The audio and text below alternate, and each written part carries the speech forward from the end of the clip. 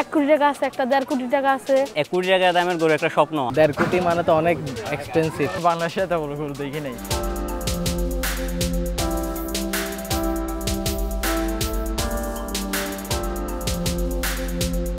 আমাদের কাছে 3 লাখ থেকে 3.5 লাখ টাকা এরকম দামের খাসি আছে। এই বছরে আমাদের ইন টোটাল 15টা উট ছিল, তো তার মধ্যে আসলে আমাদের অলরেডি 4টা উট বিক্রি হয়ে গেছে। আমরা এক এক দামে বিক্রি করেছি, লাইক 25 লাখেও বিক্রি করেছি, 23 লক্ষ টাকাও বিক্রি করেছি। তো আমাদের কাছে আপনার 3 থেকে আপনার 5 লক্ষ টাকা পর্যন্ত দুম্বা আছে। আমাদের সবচেয়ে লোয়েস্ট যদি বলেন সেই ক্ষেত্রে আমরা 1,20,000 অ্যারাউন্ড এইরকম প্রাইসের গরু বিক্রি করেছি।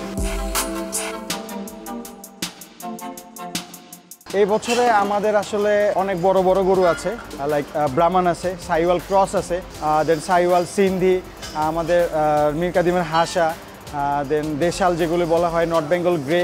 আমাদের কাছে আপনার হোলস্টেইন ফ্রিজিয়ান আছে, গির আছে, কাঙ্করাজ আছে। আমাদের কাছে আসলে মাল্টিপল আপনার ব্রিডের গরু আমাদের কাছে আছে। যমুনা রেফ্রিজারেটর, খাবার ফ্রেশ তো লাইফ জম্পেশ।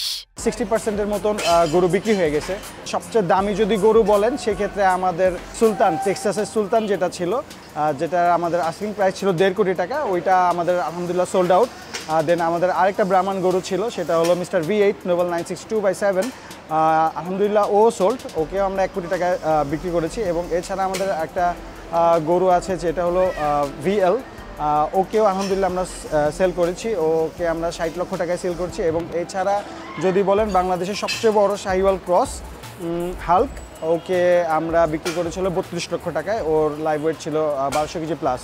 প্রতি বছরে 70-80% আপনার গরু সোল্ড আউট হয়ে যায়, বাট কিছু গরু আমাদের রয়ে যায়। 4টা ব্রাহ্মণ সোল রয়েছে। তো এছাড়াও আমাদের আরও 2টা বড় গরু আছে 2025-এর জন্য।